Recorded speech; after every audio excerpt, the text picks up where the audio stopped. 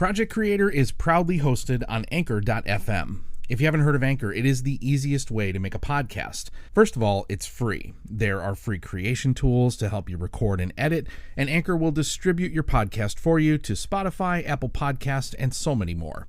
Best of all, you can make money from your podcast with no minimum listenership. It's everything you need to make a podcast all in one place. Download the free Anchor app or go to Anchor.fm to get started on your podcast today. Thank you for listening to Project Creator. My guest today is Mercy from the Desdemona Productions YouTube channel. Mercy is a classic horror movie film maven, as well as a lover of all things spooky. She's also a focused and driven entrepreneur who's passionate about the creator community. We talked about Mercy's connection to all things spooky and classic horror films, as well as her plans to build a venue in upstate New York for creators to come together and collaborate. If you'd like to be a guest on the show and tell your story, please get in touch. And if you would like to support the podcast, I invite you to visit the Patreon link in the description below. And of course, I would appreciate your support. Mercy, you are one of my favorite creators out there. You run the Desdemona Productions YouTube channel and a heck of a lot more than I want to talk to you about. But thank you coming on the show and hanging out with me today. I really appreciate it. Of course. I mean, we know each other for a long time, and this is the first time I think we've actually sat down to talk about things. Right. We always cross paths on the different projects that you and I have put out there at different times, and we've been associated in different groups together. We were just talking about some of the Facebook groups for YouTubers and some of the other stuff. But this is probably the first time I've had a chance to have a real conversation with you, and I'm super grateful for it. Yeah. I think this is going to be a blast, especially because, of the different genres that we do as well. It's crazy to see how horror can actually have a lot in common with other people. We're all just trying to do our thing. Well, speaking of horror and speaking of doing your thing, please, if you would, introduce yourself to the listeners that are listening to this right now. Who are you? What do you do? What are you all about? All right. Well, as he said, I'm Mercy Desdemona of Desdemona Productions. I do a vintage horror type vibe, film reviews, true crime. I'm going to be adding special effects soon, so that'll be kind of fun. And I also am working on opening a venue for all creative people to come together. I think that for me was one of those sort of turning points in the time that I've known you. And I recall, so to maybe put some context from what I know and correct me at any point if there's something I'm not saying correctly, but you got your hands on a studio space to actually make a legitimate place for creative activity. So talk to me about that. Where are you with that? What's it all about? And to be honest with you, how did it get started? Well, basically, back when I was younger, I worked at a diner, and we ended up getting it in our hands. Then my dad and I were like, well, why don't you use it as a studio? Now it's kind of morphed past that. Okay. So I'm thinking you probably came across one of the videos where I was showing what could have been used as the studio. Yes, I remember that. Originally, my dad and I came together and we were like, look, we're not using it right now.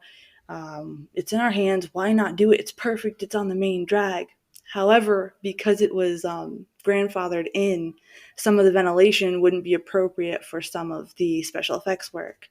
So now, this is where people think I'm crazy. We have a lot of land that I was blessed to, have access to, and we have a lot of Amish buddies, and my dad went ahead and made building plans for me. And in the building plans, and this is what I'm currently working on, is the venue, and then attached to it is the studio, and it's right where people can have all their creative hub together and custom made to my specifications. That's so and people cool. think I'm crazy because it's ground up. Mm-hmm. I wanted to use the diner so bad because I was like, oh, great. It's all I have to do is update this, update that. But the cost would be insane because of how old it is. It's a historical building.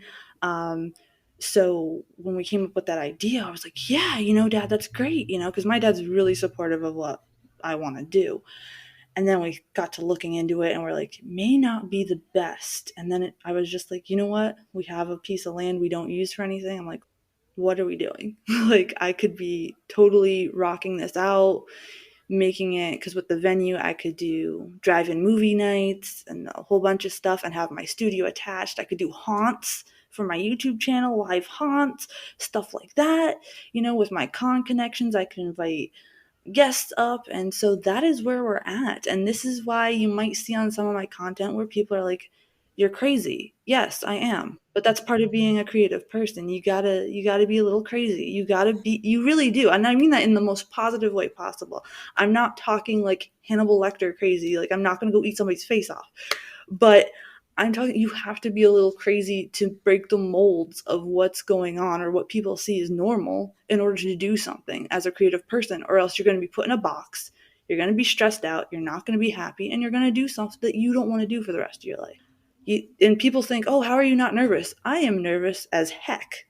I just don't show it. I have a really good poker face, but that is where we're at. I'm actually um, working close with my local SBA about it, the Small Business Administration, and they really like my idea and they've been recommending me to help get this going. And with me doing this, this is a positive not just for my creative community, but also my friends like yourself. Whenever events happen, we can all like come together, have tents, show what we do.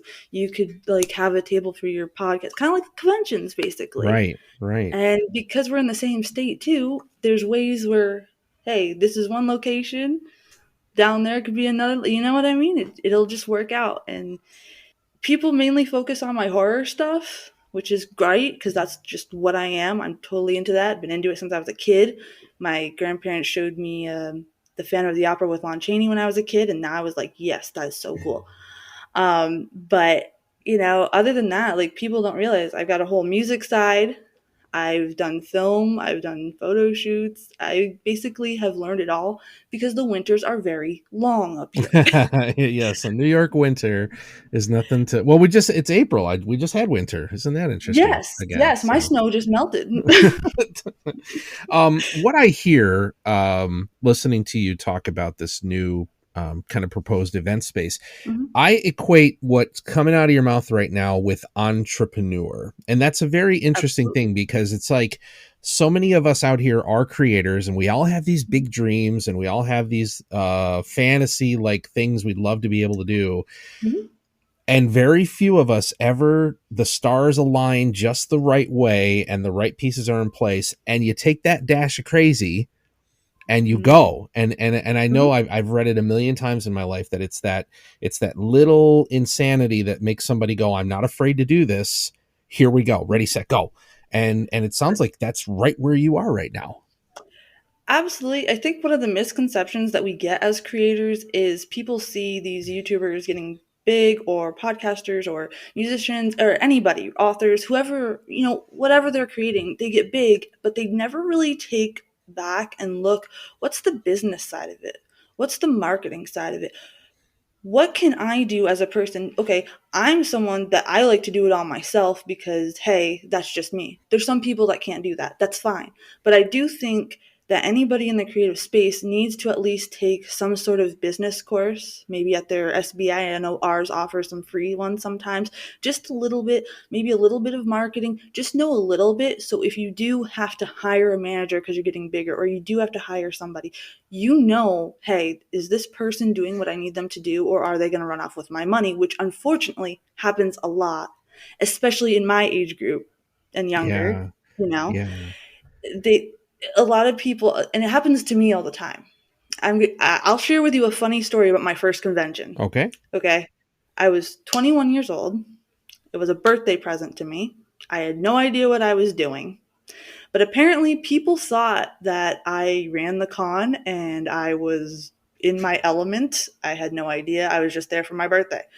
Um, I spent my last 25 bucks to meet up with like Linda Blair, who was all really, really rude for Nice. my birthday present. It was I hear some mixed things about her, but she was rude that day. I don't know if it was a bad day or what. I'll give her the benefit of the doubt. Linda Blair, the actress from The Exorcist, right? The Exorcist, original yes. Exorcist. Okay. And so I was okay, great. That was a waste. That was a waste. That was a waste. Because here I am looking at all the stuff I got for my birthday. Man, that was a waste. That was a waste. Until we would have to go out to the food court for lunch. All of the guests, like the celebrity guests from the con, were coming and being like, "Oh, hey, it was really nice chatting with you. You should really think about um, talking about horror movies." Oh, really? I thought nobody would want to listen to me. And then Gunnar Hansen, who was the original Leatherface, Okay. he's like, I didn't expect to be Leatherface. He's like, I was a college kid broke and just took it for money. And then I spoke to Doug Bradley, who's the original Pinhead, and I believe it was his girlfriend that was there, and they were very eye-opening. They're like, "Hey, you should really do this. This seems like you."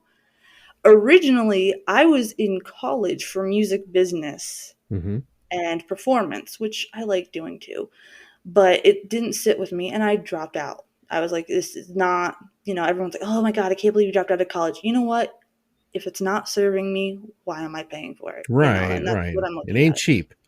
Right. So I was like, okay. So I took that year off. I went to the con. I started talking to them. And I started looking at all the money I spent. And I was like, you know what? I don't care about the gifts. Here, talking to these people and hearing these people come to me, I didn't approach that, mind you. They came to me. Then all the vendors are like, "Hey, do you run events too? Like, we would love it if." And I have everybody's cards still, and I'm still in touch with them to this day for when it happens. Mm-hmm. Man, you seem like this is your thing. And of course, 21 years old, you still don't know what you're going to do. You know what I mean? You're still No idea what you're it's doing. it's like Yeah. an it's like the second teenagehood kind of thing. You know what I mean? Sure. You're floating around, you don't know what you're doing, you're bouncing off the walls. But it started to resonate with me. And after that bad experience with Linda, I wanted to go home. I was like, "You know what? This is a miserable birthday." Then I met Lisa Loring, the original Wednesday Addams. Oh my God.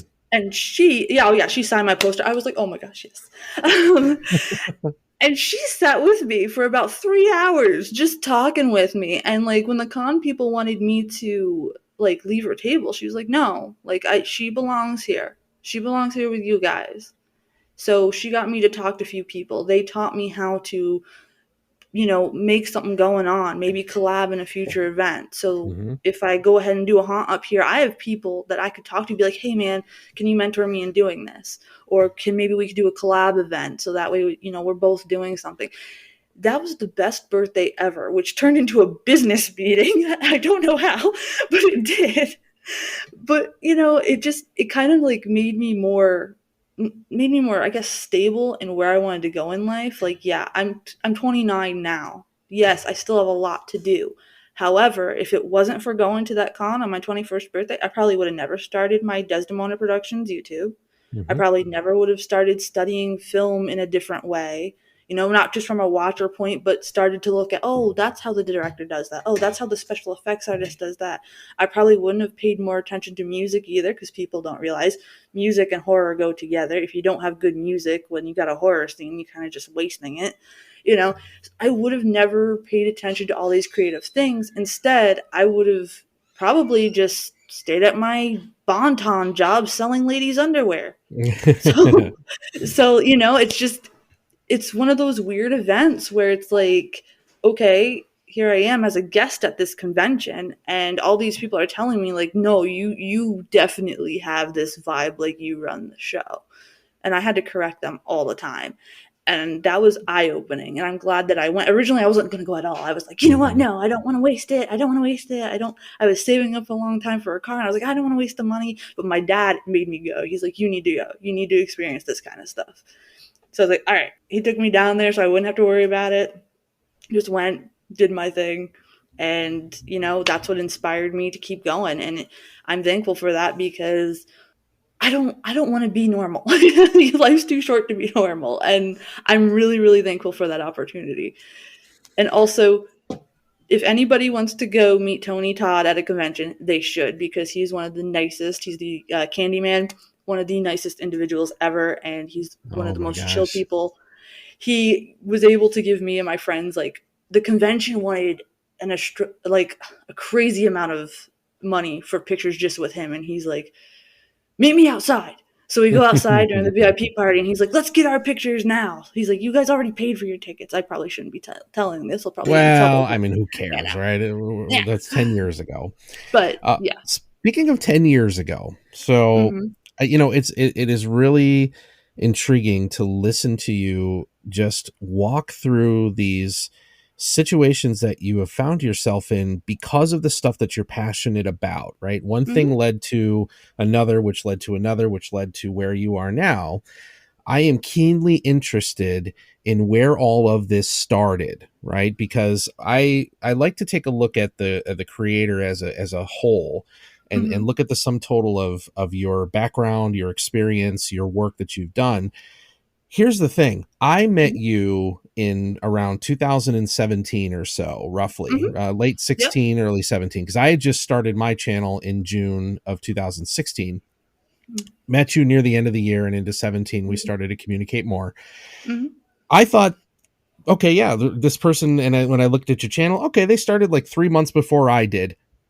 Wrong, wrong, wrong, wrong. Because when I looked closer, I found you've been doing YouTube a hell of a lot longer than Yeah. 2016. So even further back than that, I would love to have you kind of tell me, where did all of this passion with the horror genre start? Because I see you in a lot of the work that you've done. When I look at some of your videos, when I look at some of the Hmm. things that you've worked on, I feel that sort of modern day, you have captured the Morticia Adams. Hmm. You've made a modern day Elvira that doesn't have to sell horror with sex. You've made this Hmm. intriguing, you had this whole spooky paradigm for so long. But as I look closer, it seems like you got to really rewind the clock to go back to where you first started to fall in love with all things spooky and horror. So take me back. Where did it start? Okay, well, when I was a kid, and I'm talking like real little kid, I used to actually sing songs about the moon, the stars, and the skellskins, which is how I would say skeleton. And I would just go off on these tangents. Apparently, it was when I was learning to talk, and they've got home video of me doing it. And I would just sit in the kitchen and start dancing and talking to myself. But I really wasn't, to me, I'm not talking to myself. To me, I'm talking to these characters. And I always had this vivid imagination, but it always leaned more towards like the ghosts and the skeletons and the moon and the stars. I don't know what to say. It just would just go there, and a lot of people are like, "Oh, that means you're messed up." No, it has nothing to do with that. Like they show people like me in movies how we're like drinking bat's blood, and it's like from when I was a little kid, I don't remember exactly what it was, or but I believe the genuine start was when I was watching the original Dr. Jekyll and Mr. Hyde and the original Phantom of the Opera, the silent versions, with my mom. Now, my mom, she just turned 91 today, so happy Woo! birthday to mom. Happy birthday, Uh, mama. she would always put these on, and she would narrate them just to make it a joke, because she would remember seeing them in the theater. Uh, but to me, what stuck out was the music part. You got the images, but you also got the music. And now when I listen to music, I actually feel it. Like it's not just somebody listening to music, yeah, this is cool. No, I can feel it. Like I get the goosebumps all everywhere, you know? And it actually takes me to a different world. Like in my imagination, it unlocks my imagination. It makes me like I used to write books. I have notebooks of where I would write books about, I would listen to that music and the horror imagery there. And I wrote this, I remember this too. It's a story about a girl named Becky who went on a haunted train to see this house, and she had to figure out the puzzle piece to get her mother back home, and she had to bring the groceries home to her dad, but she had to do this first. And I remember writing that in my grandparents' house, and I'm like 4 or 5, but I remember her name. I probably didn't write neatly, but I remember her name. you know and it's just the music of the silent films with the imagery just brought me into it, and it's kind of natural to me. maybe that's why, like, when you view my content, it's kind of like a more natural feel, I'm guessing, because I'm not putting an act. I just put on a stage name for my stuff. But in Right. reality, as you can see just talking to me, it's just how I am naturally. I don't really know how to really not be so passionate about it. That's an interesting observation. You make me stop and think about like when I was again first getting to know you and watching the content Mhm. that you were putting out. I I never felt any performance in what you were Mhm. doing, and that's now that I think about, and you made me stop. I'm supposed to be asking you stuff, but I'm thinking about, you know what? Yeah, you've I'm always glad. just kind of put yourself there and shown the things that you're interested in. It also, I think you had mentioned before we started that, and you've said this a couple times. It sounds like, and this is a really cool thing. You Mhm. have a dad who has been like with you, behind you, and it sounded. I think you shared a little bit of a story of something he did that kind of maybe tells the tale of why spooky was so good in your family. You're you know you've got this Are you influence. talking about the Halloween event with the rice? Did you find that on Please there? tell the story All of the right. Halloween event with the rice. I do. Okay, before I say that, I do have to give a nice shout out to my dad because he's the one that teaches me the business sense a lot. While he's a creative guy, he's more of the business sense, and that's where I get it from. So props to Tubby Pops on that. But when my brother and I were younger, we live on a street where there's no, like, nobody comes trick or treating up here. We don't have street lights where I'm at. We have a bunch of land, and so we had a bonfire, and my dad flung bags of candy out into the yard. And mind you, we're kids.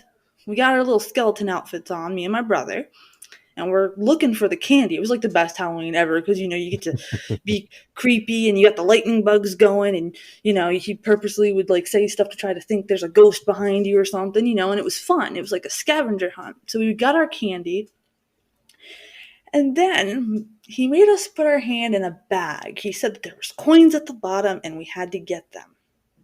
He made the stuff move. What stuff is that? He made homemade maggots.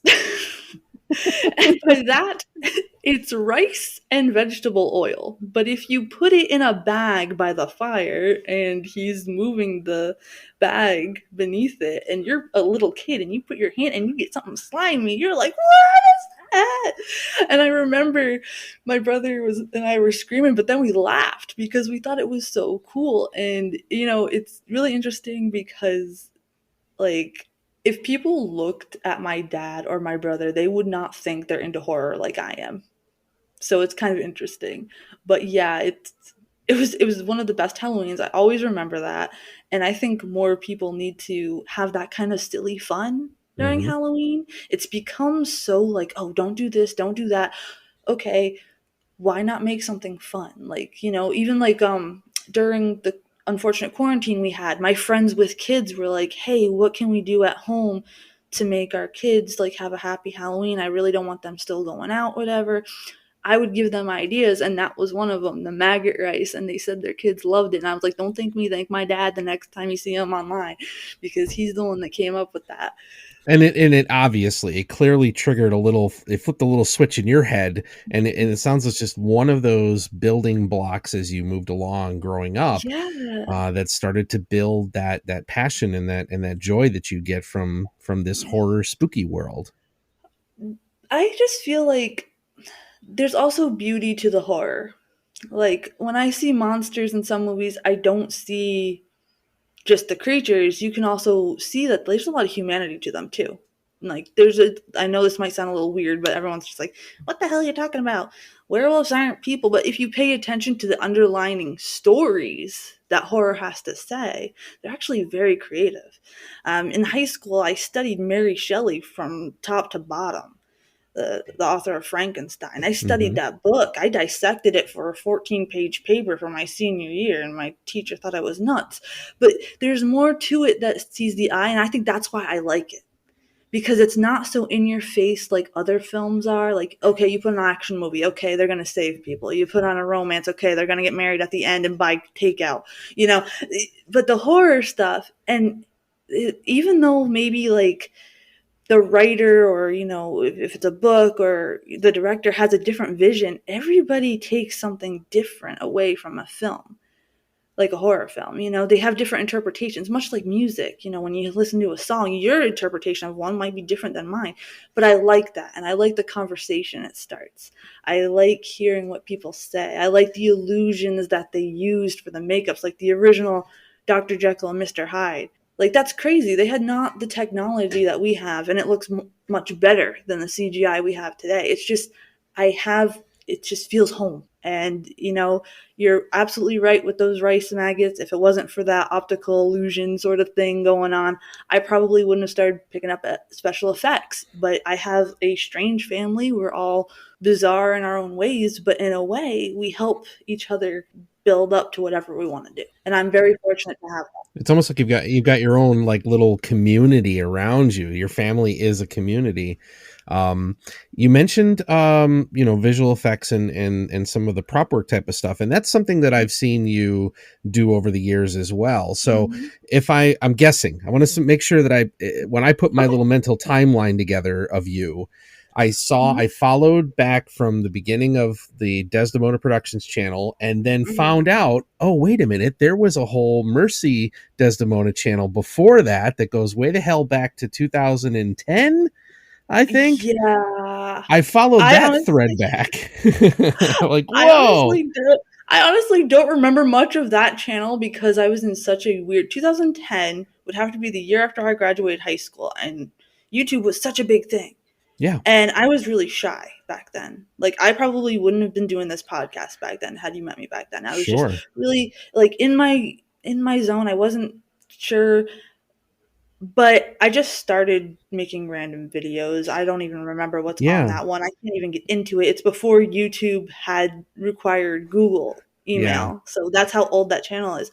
And then before that, my ex-boyfriend and I had one called Unsuccessful Entertainment where we put up like rare music albums and stuff, but we had to delete that just because YouTube started getting more stricter on the policies Of and all that course. Like stuff. always, right? Like Yeah, always. so, but, I was always trying to create something, but at the time, it's when everybody else was easily getting big, and it was under that misconception, like, you follow your friends and they're like, "Oh, it was really easy," and then they tell you that, and then you realize that there's more to it, like we were talking about before we got started, more to it than just the one thing, and I was young back then, Yep. but I Yep. still tried it. I was helping me get out of my shell with that channel. And then, it worked. You made an interesting observation in the very, very, very first Mercy Desdemona video on that channel Mhm. that you started in 16. The very first video, you talked about how kind of what you said a minute ago, you needed like a fresh start. And your first video Mhm. on that channel, you said, okay, I am done with the Mercy character right now. I felt like Mhm. and I was watching the video, I was fascinated. You were like, I just felt like it was a performance. It wasn't genuine. I needed to stop. I needed to move on. I'm going to do what Mhm. I want to do. And it Mhm. just, from there, it took off to everything that I've known about you Mhm. since then. And Right. but there was, even before all of that, it appeared, I tried to follow the trail of breadcrumbs and I couldn't, all the way back to deviant art before you Yes. started on YouTube. So I Yes. mean, it sounds like you have just been on this nonstop journey of Mhm. finding your place and finding your voice while pursuing the things that you love. Yeah, I was on DeviantArt. My friend Kayla in high school got me onto that because I was writing a lot and trying to do a little bit of photography. I was learning. I was a high school kid when I started that, but it helped a lot. I was going through a lot in high school, so that was cool to have that outlet. And I'm thankful to have good creative energies and outlets because high school's awkward for everybody. Not everybody has those outlets, and unfortunately, that leads to bad things. But I was fortunate enough to have that. And so I took advantage of it. I have stories on there. I have one story on there that's still like top rated, I guess. I haven't logged in a while, but it it really started to morph more of what I wanted to do with the horror genre for sure. Like that really started to showcase for me a little bit when I do look back at that page. The only reason why I keep that page up is so I could look back at where I came from when I start getting stumped. I'm like, hey, you're not that person anymore. Like, look at all those errors and what you wrote. Look at all that, but you still had the guts to post it. Or, look at you back then. You can still do this, but better now because you've learned.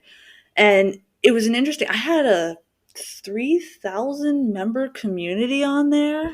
That was the sense that I got. It sounded like you had quite a following that followed you to a certain degree over through YouTube, and then Hmm.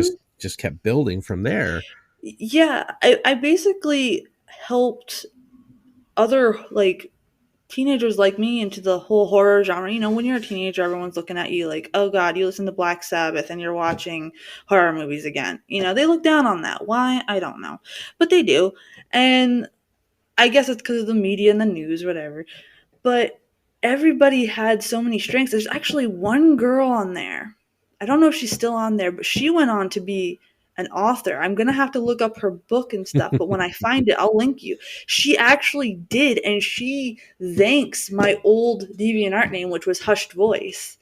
She thanks that person. She doesn't recognize it now because I switched it because I had Right. an issue with somebody trying to steal my work. So I Sure. switched my name on there to Negativity in Black because Typo Negative is my favorite band. So, but at the time my name was Hushed Voice, and she to this day, and there's another girl, Luna, who I became friends with on there, who we became friends outside of DeviantArt. And while now she's not on the creative path anymore just because she found out being a veterinarian was more of her thing. But she thanks me to this day for like being there when she was going through her creative stuff, or once in a while when she does get the nerve to paint, she messages me every couple of years, hey Hushed Voice, how you doing? And you know what, that's a great feeling too. You should always be proud to be a little weird. It's okay. Well, and a piece of what I have come to understand about you, and this is from personal experience as well. There always seems to be a constant thread of you trying to help someone else be successful. Hmm. So, for some context for folks that are listening, right? So, in the period of time that you and I were YouTube, what's the word? What's the word? We were YouTube. I don't know, man, contemporaries, or what's the colleagues, or I don't even know what I the word would be, guess but we like could say colleagues. Let's make it fancy. We'll colleagues. be I like colleagues. it, oh, YouTube colleagues. professional and stuff. Yes. But we were both acting as administrators in a Facebook group for Hmm. small YouTubers. And so for folks that are listening to this that don't really know the YouTube culture, trust me, it's okay that you don't know the YouTube culture. Hmm. It can get a little toxic, and you get these pages on Facebook where the whole idea is get in there and get your link up, and hopefully somebody will Hmm. see it and get people to watch it. But you needed people to be in there as referees and keeping everybody Hmm. following the rules and everybody play nice. And so you and I think were, if not the first one, two, and three people to be made administrators in that group very early on. Yeah, Um, I believe so. but it's that helping piece that was always fascinating to me, because right, there's not a lot of horror specific people in that group. It was vloggers, and it was beauty stylers, and it was Hmm. rappers, and nowadays I guess you would think of them as TikTokers. When Vine was, there's all these kids just trying to get popular and trying to get Hmm. famous and doing the stuff. But you've always seemed to have this knack for uh, just supporting someone, and letting them know that it's, you know what I mean? You just got like this helper mentality about you. It probably stems from the fact that like I know what it's like to have everybody tell you what you're doing is stupid and weird and you should try to probably, grow up or not pay attention to it. Maybe not my family, but I've had a lot of friends like, can you believe I've actually lost friends over doing this stuff? Sure. Which I don't Sure. see them as friends because if not, like I support my friends in anything. But when it comes to the creative world, no matter what genre we do, at the end of the day, we're creators. And without us banding together and coming together, be like, hey, guess what I found out? I found out this technique with, promoting yourself works a little better. Why don't you try it? Maybe it won't work for your genre. Just being there to bounce ideas off or be like, hey, does this sound right? We need that. The creative world as a whole needs that, not just for YouTube creators, but everybody across the board. We need a good community because as the world's changing to everybody doing self made stuff, it can get lonely sometimes just talking to yourself about things. And then you get overcritical, and people don't realize it. The most important thing is I always tell my creative friends, hey, I don't care what time it is, inbox me when I see it. I'll get back to you, but I'll give you feedback. If something's dumb, I'm going to tell you, but I'll also tell you, hey, maybe if you switch it up, you know what I mean? It's just, I know what it's like to try to do things that people say are impossible. And that's why when that venue goes up, you're probably going to see the biggest celebratory live stream ever. Not even at the event, but when it's completed. Because I have a lot of people right now being like, oh, that'll never happen. Nothing's happening. Why aren't things happening? And in a way, the pandemic was a blessing to me because it allowed me to sit back, get what I needed in order, start talking to the right people. I built my community up of my creative individuals. I was talking to you about your stuff you were doing, and I was telling you, hey, I got a gut feeling about you're onto something, fine tune it. You know what I mean? But we need to do that instead of like those Facebook groups get so toxic, like you said, it's this creator versus this genre versus this. No, we're creators. We all have our own personalities. Now, I'm not saying like what I do on my channel, I'm myself with a stage name, but for those people that put on like a stage character, that's fine. Maybe some people have to have that division, kind of like from work and home. There's nothing wrong with doing that either. I don't want people to listen to this and think, oh, I don't want to just be myself. That's fine. If you have a character that you create to do your videos and that goes well, do it. Do it. Look at like there's what Sven Gulli is still on TV and he hosts, That's like right. just go do it. But also remember to add a little bit of yourself because at the end of the day, you can watch all those creator videos. Oh, this is how you can market yourself, and this is how you can do yourself, and this is how the thumbnail stuff. Ignore that. Take a little bit of it, but ignore it because at the end of the day, your individual style is what's going to go forward. And I know people are like, oh no, you're talking about independent stuff. Absolutely. Because as the world changes, there's not going to be no big head honchos anymore. It's all going to be, I have a feeling it's going to head more to the independent circuit, which is also why the venue and the convention stuff is going to become really important. And it's just a feeling I have. I tend to agree with you because I think that, that the whole marketplace has shifted so dramatically, even before the pandemic, the whole rise of, okay, fine, YouTube, but uh, Vine and now TikTok and Mm-hmm. Instagram, IGTV. I mean, I don't even know what the hell else people are out there putting their stuff on right now, but it is, it's, I hate to, it's almost like cliche to say this, but it's like, it's our time. Mm-hmm. The corporations are still the money. Okay, we don't have the money.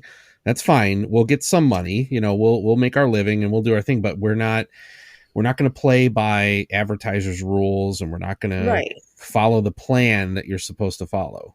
Like I said before we got started, when you're yourself and you have your own brand and you got people, yeah, it's going to be a bit slower, but that's okay because you know what? Those people are going to go ahead and buy your merch. They're going to become your Patreon or your subscribe star, or they'll follow you everywhere. Or like if you do a live stream on Twitch and you have a tip jar, they're going to tip you. It might be only $5, but hey, you are starting to make money for yourself. That is what people have to look at. Stop looking at the quick to fame stuff because that fizzles out fast. Look how many creators that we've seen over the years. Hmm. Oh, rise to the top and then done. Rise to the top and then TikTok's the same way. I'm not even on that crap.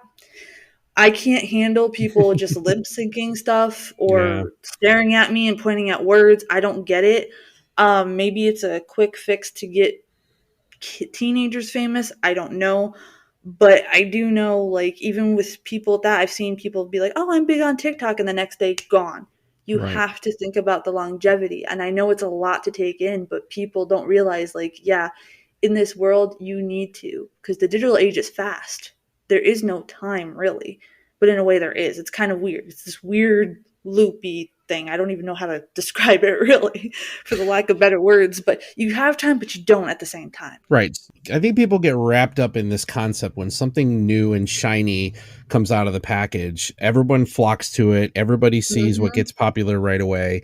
And then you've got multiple years upon years of people just trying to copy or maybe try to innovate something that they saw somebody do. And now it becomes a Mm-hmm. trend. And now you get into challenges and now you get into all this planking but I mean, planking, Jesus Christ, that was like the most innocuous thing. Like, I wish people Oh were God, that still was awful. planking. Yes, please, not eating Tide Pods. Not eating Tide Pods. Like, But I was having a conversation with another podcaster recently mhm, who is extremely good at TikTok mhm, from a business perspective, and she started to mhm, understand that no, there's a way to do it. And business, now it's weird, like that whole teenage kindergarten underground, mhm, culture that started is now beginning to wane a little bit, and now the mhm. professionals are starting to see, no, you know what, you can actually effectively advertise your business Right. on TikTok. It's possible when you grow Mhm, up a little bit. And exactly what you just said a second ago, stop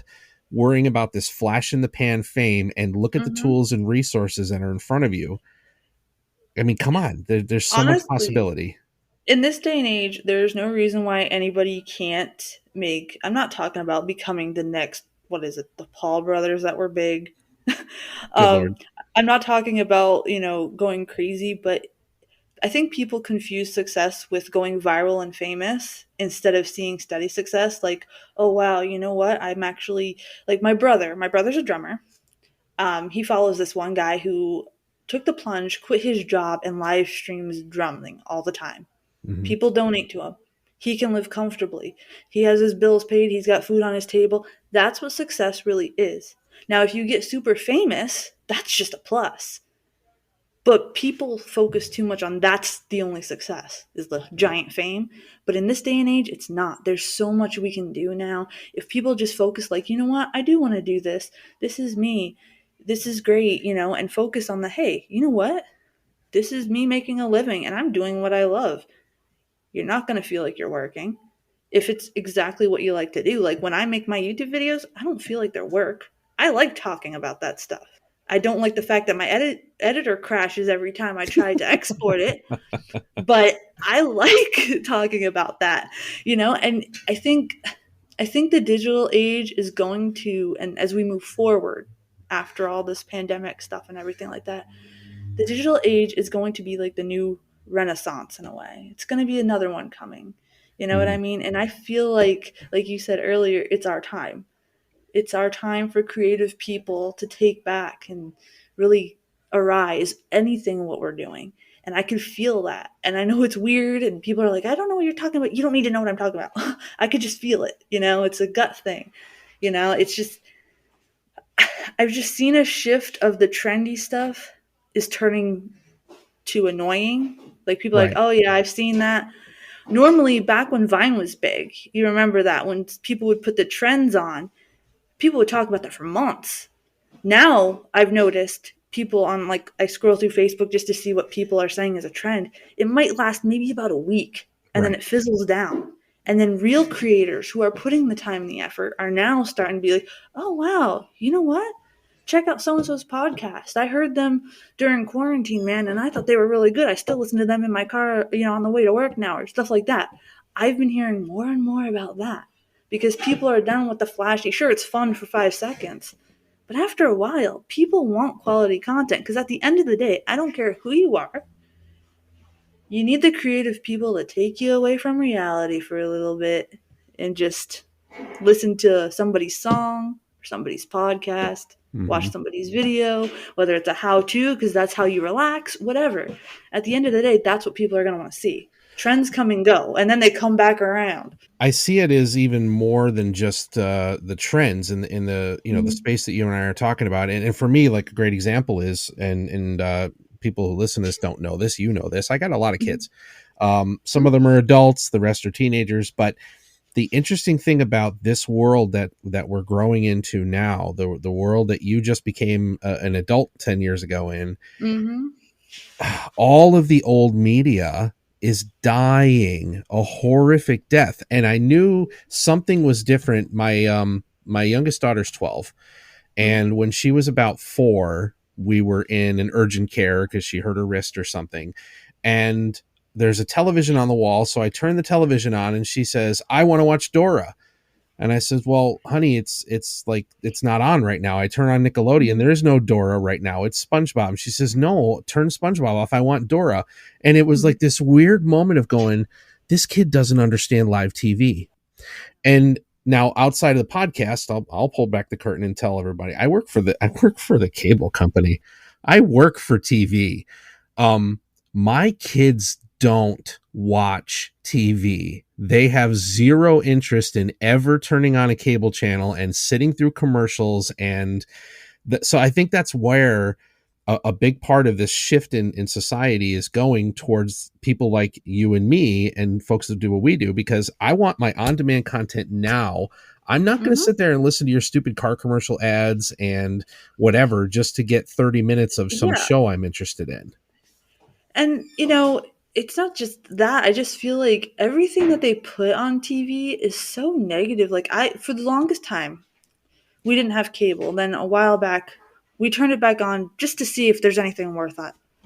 But every single show is just nothing but fear based, or just, I don't know. It was just a really, like my brother said, a really dystopian vibe to it. So we Mm-hmm. turned it off.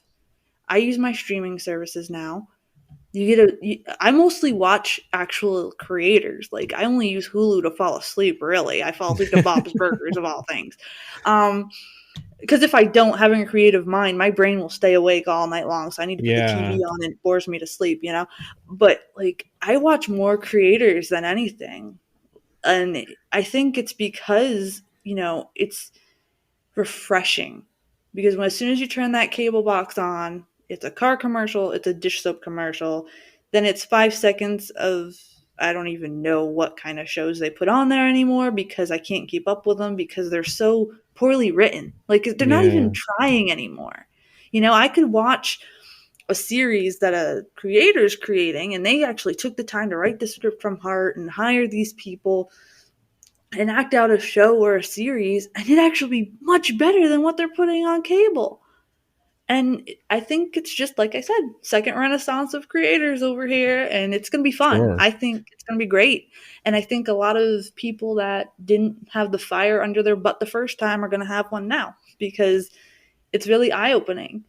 As you look around and you pay attention to what people are doing, you can't, like, let's see, what was it, a couple days ago, my friend kept tagging me in this stupid TikTok thing about millennials versus Generation Z, and Mm-hmm. I was like, it's not even funny. And she's like, why isn't it funny? I'm like, it's just not. It's literally two people arguing over stuff. First of all, the split bangs, like straight down the way or whatever they were talking about. My mom had that in the 70s, so who are we to talk or whatever? It's like, you guys are arguing over pointless stuff.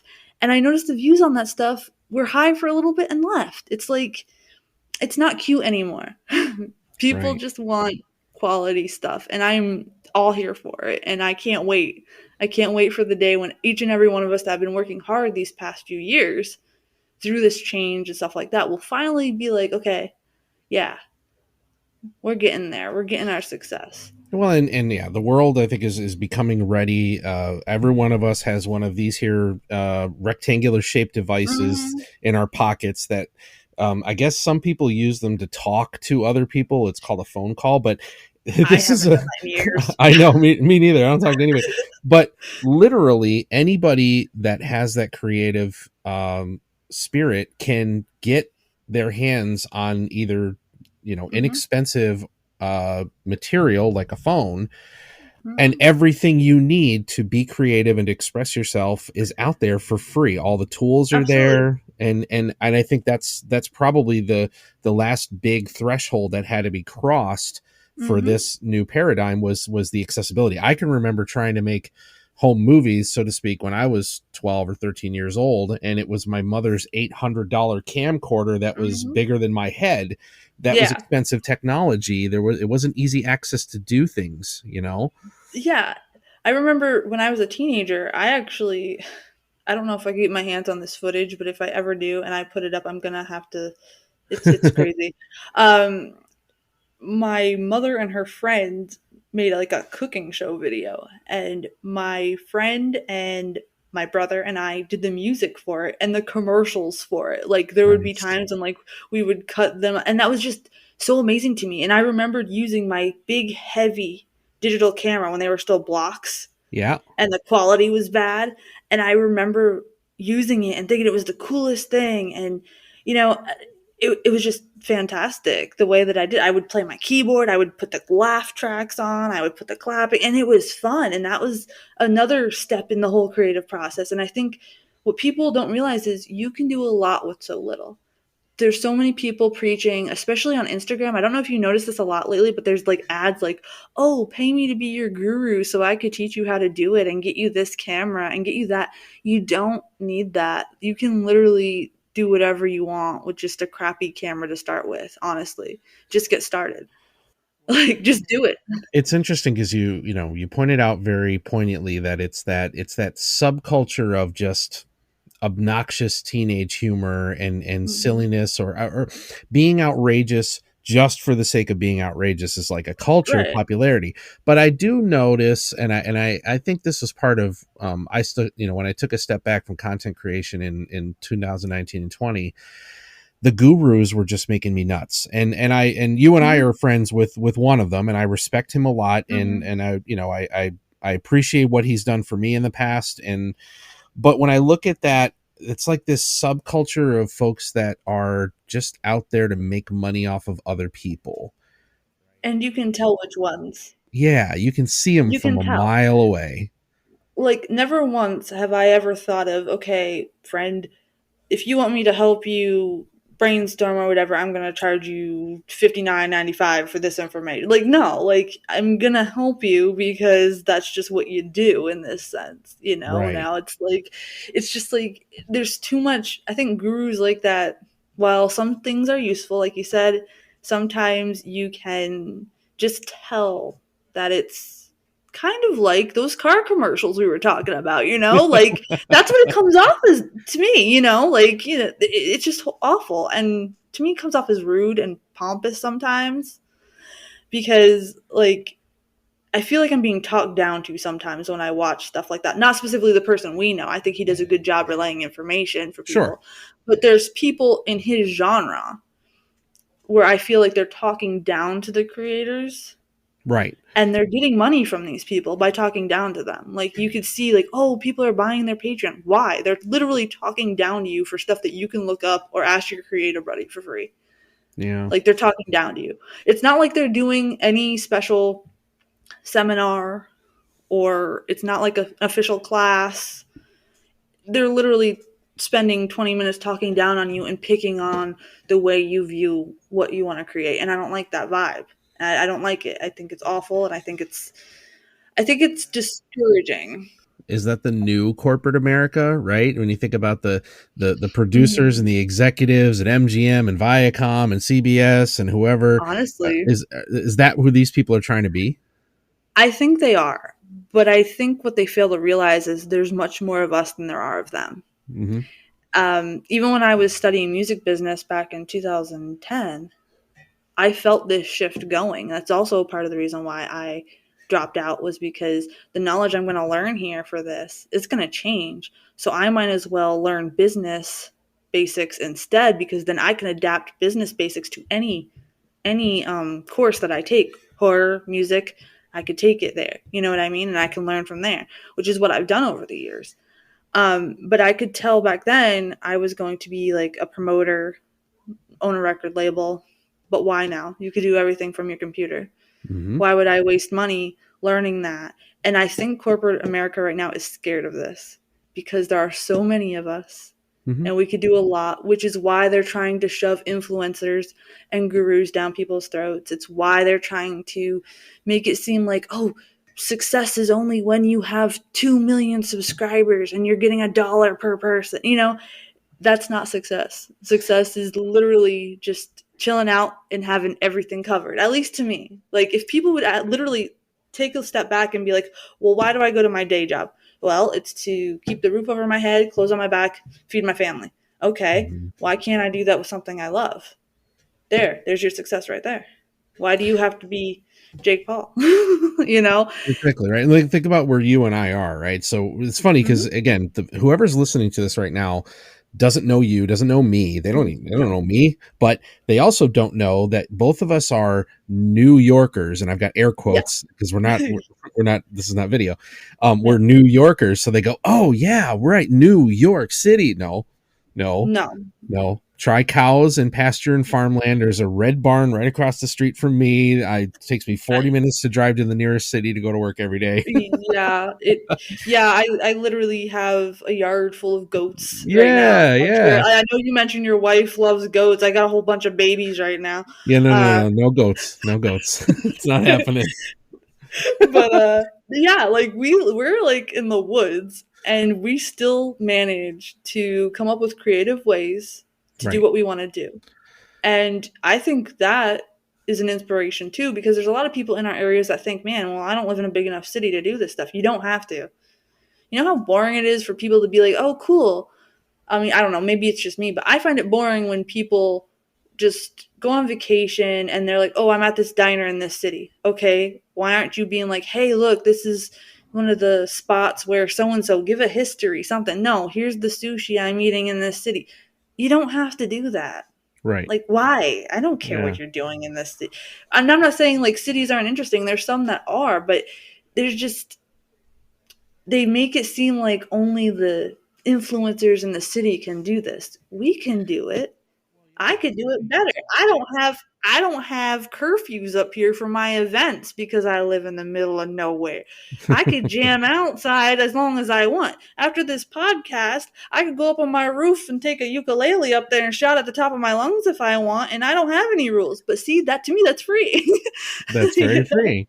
Well, and you know, like a great example of what you're talking about, right? So we're not New York City. We're due Mm-mm. northeast of that.